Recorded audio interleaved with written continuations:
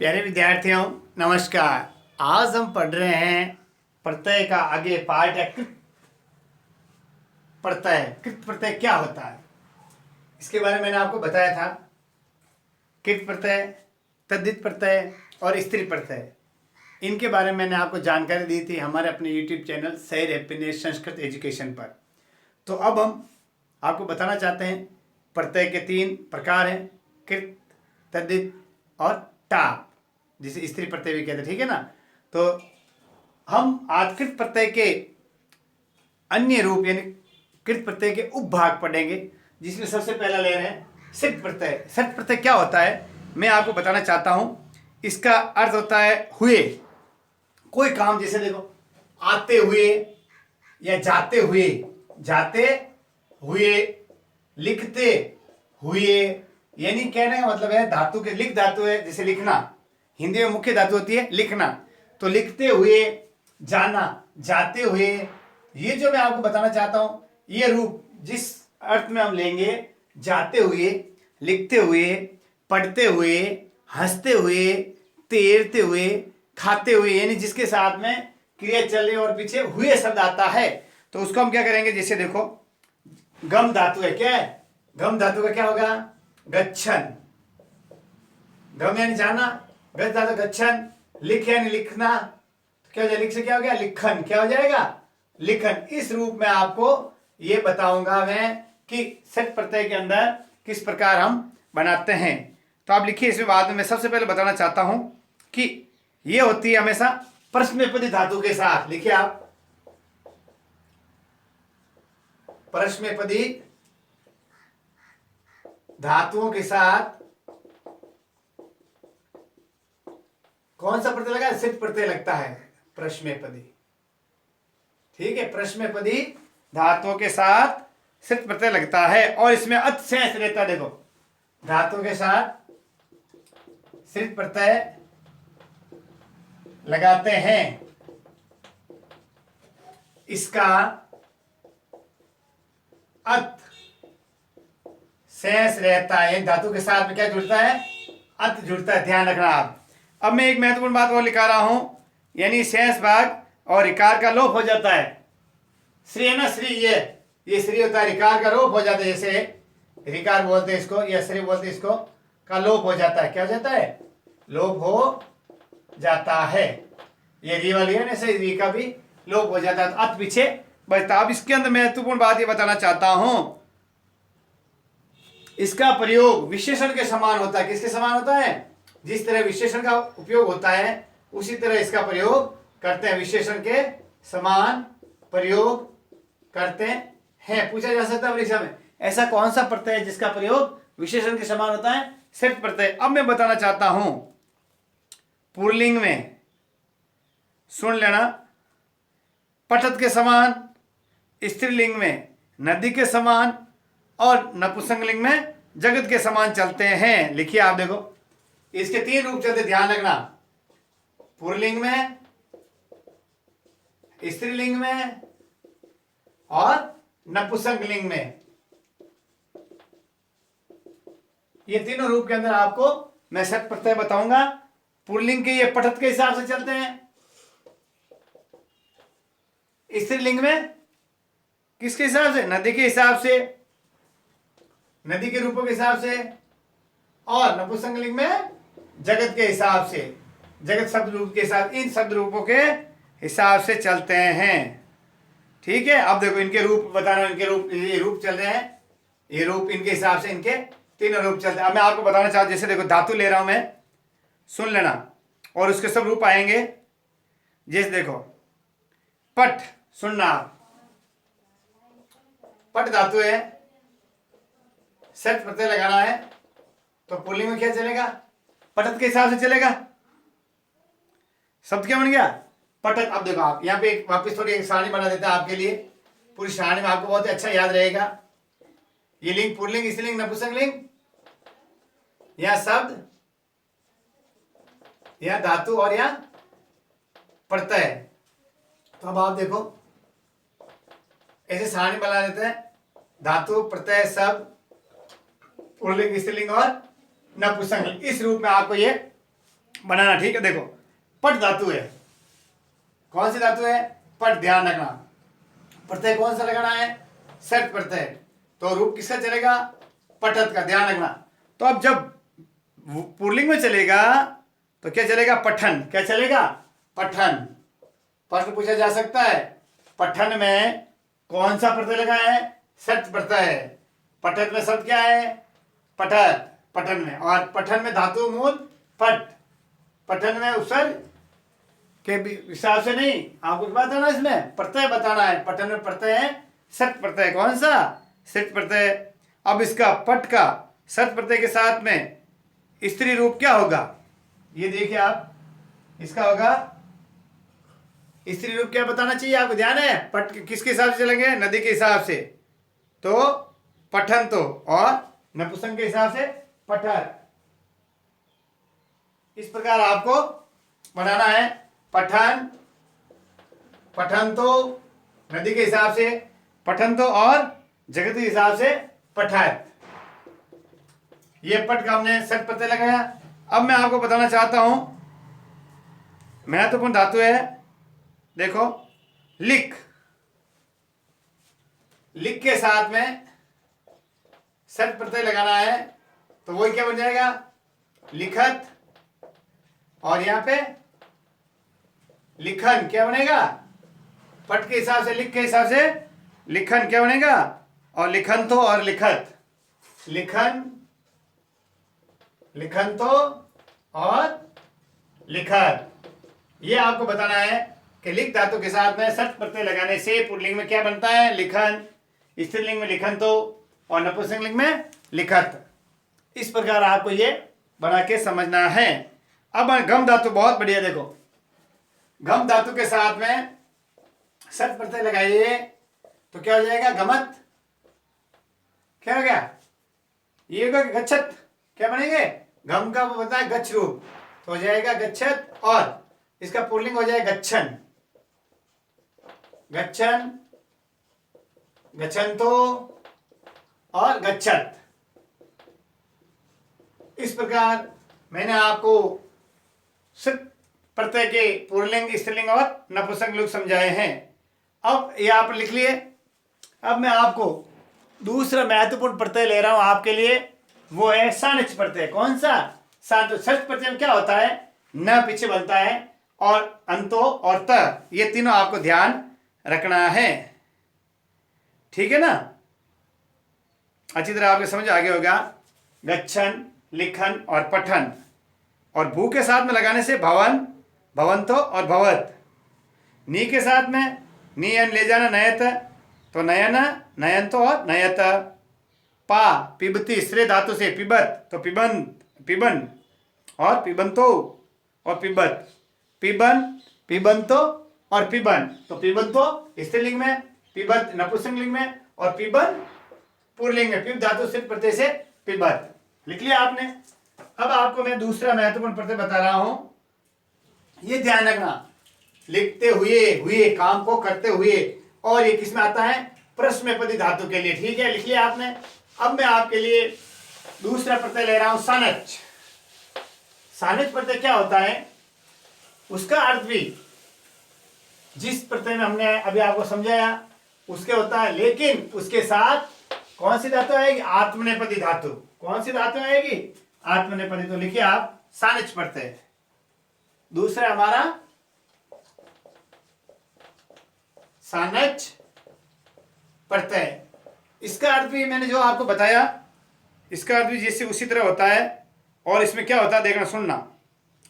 इसका प्रयोग हम आपको बताना चाहते हैं आत्मनेपदी धातुओं के साथ। आत्मनेपदी धातुओं के साथ सानच प्रत्यय का प्रयोग करते हैं। सानच प्रत्यय का प्रयोग करते हैं। और इसमें पीछे क्या बन जाता? आन बच जाता। क्या शेष रहता है इसमें? स और च का लोप हो जाता है, और आन शेष रहता है। इसमें लिखो, इसमें श तथा च का लोप यानी ये दोनों हट जाते हैं और आन शेष रहता है। क्या रहता है? और आन शेष रहता है। तो आपको समझ आ गया होगा, यानी जिसके पीछे आन बचता है वो सानिध्य प्रत्यय के अंतर्गत आता है। अब मैं बताना चाहता हूं इसमें भी पुल्लिंग में राम, स्त्रीलिंग में रमा और नपुंसकलिंग में फल। बहुत बढ़िया। इसमें कोई पुल्लिंग, स्त्रीलिंग और नपुंसकलिंग। इसमें पुल्लिंग में राम के शब्द के हिसाब से, स्त्रीलिंग में रमा या लता या बालिका, नपुंसकलिंग में फल करो, पुस्तक करो, या इसमें फल के हिसाब से, पुस्तक इसके हिसाब से ये शब्द रूप चलते हैं। ठीक है ना। अब इसके साथ भी हम आपको महत्वपूर्ण उदाहरण बताना चाहते हैं। वो धातु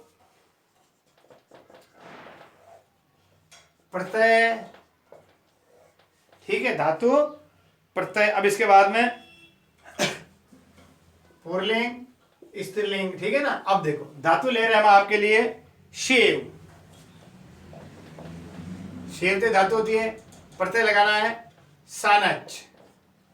तो वही पुल्लिंग के अंदर शेवमान, शेवमाना, शेवमानम। तो इसमें लगेगा पुल्लिंग में शेवमान, शेवमान। तो पीछे आन, आन जो प्रत्यय बचता है आपको ध्यान रखना है, वो सानच में आता है शेवमाना स्त्रीलिंग में रमा के हिसाब से, और फलम, फलम वो तो फलम होता ना, तो क्या हो जाएगा? शेवमानम, शेवमानम फलम के हिसाब से। तो यहां लिख दो फलम, बालिका या रमा या राम। इस प्रकार ये जो रूप चलते हैं। आपके अच्छी तरह समझ में आ गया होगा कि किस प्रकार हम सेव धातु के साथ में जो आत्मनेपदी धातु है वह सानच प्रत्यय किस प्रकार करते हैं। आप देखो, एक ले रहा हूं आपके दा, ठीक है, दा का सानच के साथ में दधान, दाधान और दधानम। और इसके बाद दा, दा धातु के साथ में सानच पे देखो दा, सानच प्रत्यय। तो क्या करेंगे, जिस तरह दा का मैं आपको बता रहा हूं, तो क्या जाएगा? शेवमान ददान, आन पीछे बनना चाहिए, ददान और ददाना, ददानम, ददान, ददाना, ददानम। इस प्रकार जो दा का पूछा जा सकता है। ददान में कौन सा उपसर्ग है? सानच के प्रत्यय। बताइए आप, हमने उपसर्ग पहले पढ़ लिया है, ये प्रत्यय है। तो ददान में कौन सा प्रत्यय है? सानच प्रत्यय। ददान में मूल धातु कौन सी है? दा। ददान कौन सा रूप है प्रत्यय का? पुल्लिंग रूप। ददाना स्त्रीलिंग, ददानम नपुंसकलिंग। इन तीनों के पीछे सानच प्रत्यय लगा हुआ है। ठीक। अब देखो एक मैं और धातु ले रहा हूं आपके लिए। देखो वर्त, वर्तमान, वर्तमाना, वर्तमानम। वर्त के साथ में कौन सा प्रत्यय लगाना है? सानच। तो क्या होगा? वर्तमान या वर्तमाना और या वर्तमानम। इस प्रकार आपको सानच प्रत्यय के बारे में, जब मान आन पीछे बचता है, कैसे ऐसे रहता है इसमें? आन, आ न, यानी आ की ध्वनि और न आता है कोई अक्षर के साथ में, तो वो सानच प्रत्यय होता है, जो पुल्लिंग, स्त्रीलिंग और नपुंसकलिंग तीनों में चलता है। पुल्लिंग राम के हिसाब के शब्द रूप से, स्त्रीलिंग रमा के शब्द रूप से या बालिका से, नपुंसकलिंग फल या पुस्तक के हिसाब से चलते हैं। अब कोई आपको पूछे विद, विद धातु से विद्य, विद्यमान, विद्यमाना, विद्यमानम। ठीक है ना। इस प्रकार आप भी बना के ये आपको सानच प्रत्यय करना है। अब मैं आगे ले रहा हूं आपके अगला प्रत्यय आपके लिए बहुत ही महत्वपूर्ण है, तवियत प्रत्यय। क्या है? तवियत प्रत्यय। ये आप लिख लिए होंगे। अब मैं आपके ये मिटा रहा हूं, तो आपको समझ आ जाना चाहिए वापिस। सिर्फ प्रत्यय जो प्रश्नपदी धातु के साथ में लगता है, पीछे क्या बनता है? यानी अन पीछे बचता है। आए समझे? और इसमें सानच प्रत्यय होता है वो आत्मनेपदी धातुओं के साथ लगता है सानच, और आन पीछे बचता है। सिर्फ प्रत्यय परस्मैपदी धातुओं के साथ और सानच आत्मनेपदी धातुओं के साथ बनता है।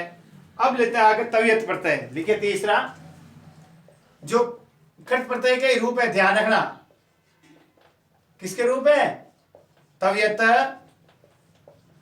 प्रत्यय किसका रूप है, कृत प्रत्यय का भी रूप है। ऐसा इसमें क्या होता है, तवियत में आपको बताना चाहता हूं, चाहिए के अर्थ में क्या है, चाहिए के, कोई भी काम आपको चाहिए या योग्य या होना चाहिए, चाहिए के अर्थ में इसको हम तवियत प्रत्यय का प्रयोग करते हैं। अब आपको ये बताना चाहता हूं, इसमें क्या होता है, तव्य में इसका तव्य शेष रहता है और त का लोप हो जाता है। तो क्या देखो इसमें क्या होता है, इसमें लिखो, इसमें तव्य शेष रहता है तथा त का लोप हो जाता है, यानी त हट जाता है और तव्य पीछे बढ़ जाता है। समझ में आया आपके? तो क्या करना चाहिए, देखो जो ये त है, देखो ये तवियत, ये त क्या होता है, इसमें से हट जाता है, तो पीछे क्या बच गया, तव्य है, यानी तवियत का क्या बचता है पीछे, तव्य। कोई भी धातु के साथ जिसके पीछे तव्य है प्रत्यय के रूप में, तो वो तवियत प्रत्यय आएगा।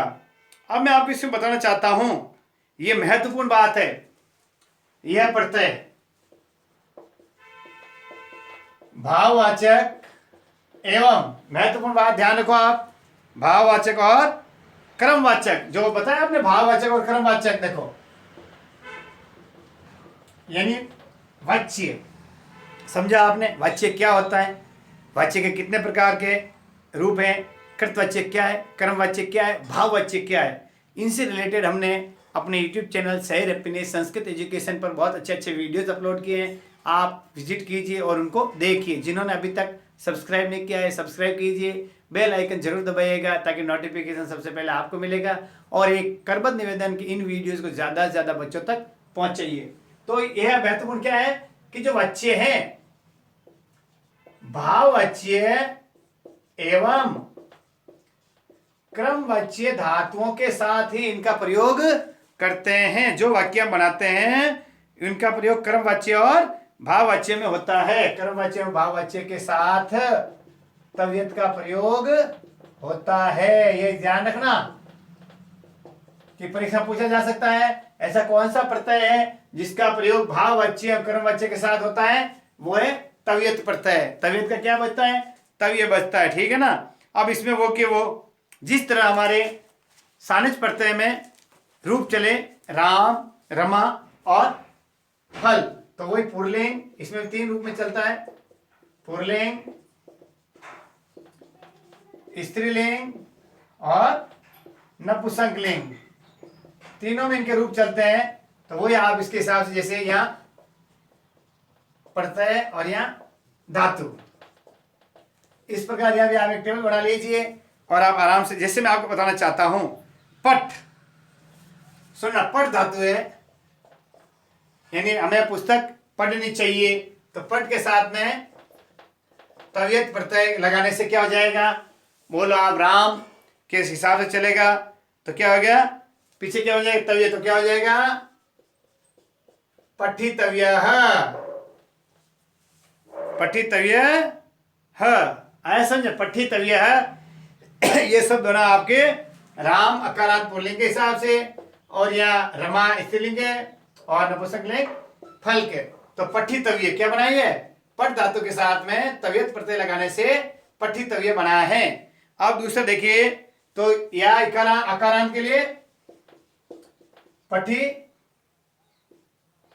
क्या बनाएगा, पठितव्य। तो अकारांत स्त्रीलिंग के लिए पट धातु के साथ में तवियत प्रत्यय लगाने से पठितव्य, और यह आएगा पठितव्यम, पठी क्या आएगा, पठितव्यम के फलम के हिसाब से यह पठितव्यम होगा। पूछा जा सकता है पठितव्यम में मूल धातु क्या है, पट, पठितव्यम में प्रत्यय कौन सा है, तवियत, आया समझ। और पठितव्यम कौन सा शब्द रूप है, पट धातु का नपुंसकलिंग रूप है जिसके साथ तवियत प्रत्यय लगा हुआ है। अब मैं बताना चाहता हूं आपके सबसे पहले दृश्य तवियत। देखो दृश्य, दृश्य यानी पश्य होता हुआ देखना, दृश्य के साथ में तवियत प्रत्यय लगाना है तो क्या हो जाएगा, दृश्य के साथ तवियत के लिए दृष्टव्य। क्या होगा, दृष्टव्य। लिखिए, आप भी लिखिए दृष्टव्य, ठीक है। और दृष्टव्या, दृष्टव्या, दृष्टव्या, दृष्टव्या। लिखिए, आप भी लिखिए दृष्टव्या और दृष्टव्यम, दृष्टव्यम। अब इसमें क्या है, देखो दृष्टव्यम, दृष्टव्य, दृष्टव्या और दृष्टव्यम, यानी ये त है, इसके साथ मिल जाएगा दोनों में। इस प्रकार ये इनके रूप चलेंगे, दृष्टव्य, दृष्टव्या और दृष्टव्यम, ठीक है ना। अब देखो, आपको एक बताना चाहता हूं, पच और हस। पहले हंस का लिखा देता हूं आपको। हंस यानी हंसना होता है, तो हंस का लिखिए हस्तव्य। अब देखो हंस का लिखिए, देखो हंस धातु है, तवियत प्रत्यय लगाना है, क्या होगा, हसितव्य। क्या होगा, हसितव्य, हसितव्या और हसितव्यम। तो लिखिए, देखो हसितव्या, हसितव्या, हसितव्यम। तो तव्य प्रत्यय लगते ही आपको बताना चाहिए कि यह तवियत प्रत्यय का रूप है, ठीक है। ये मैंने आपको तवियत प्रत्यय के बारे में बताया है, ठीक है। जो मैंने आपको आज 3 प्रत्यय के रूप बताए हैं वो बहुत ही महत्वपूर्ण है। इन तीनों के बारे में मैंने आपको बताया कि सिर्फ प्रत्यय होता है जो परस्मैपदी धातुओं के साथ लगता है, और उसमें क्या पीछे बच जाता है ना, जैसे पठन, पठन तो और पठत, तीनों रूपों में अलग अलग चलता है इसमें भी। और पठत त रूप इसमें शब्द का अत बच जाता है। सानिध्य प्रत्यय में आन बचता है जो 3 रूप में चलता है, और तवियत प्रत्यय में तव्य पीछे बचता है। आगे आगे समझे, ये 3 प्रत्यय मैंने आपको आज समझाए हैं। अगले वाले वीडियोज में कृत प्रत्यय से रिलेटेड ही इसके अगले जो शेष भाग बच्चे उनके बारे में बताएंगे। तो सब घर पर रहिए, खुश रहिए और पढ़ाई कीजिए। नमस्कार।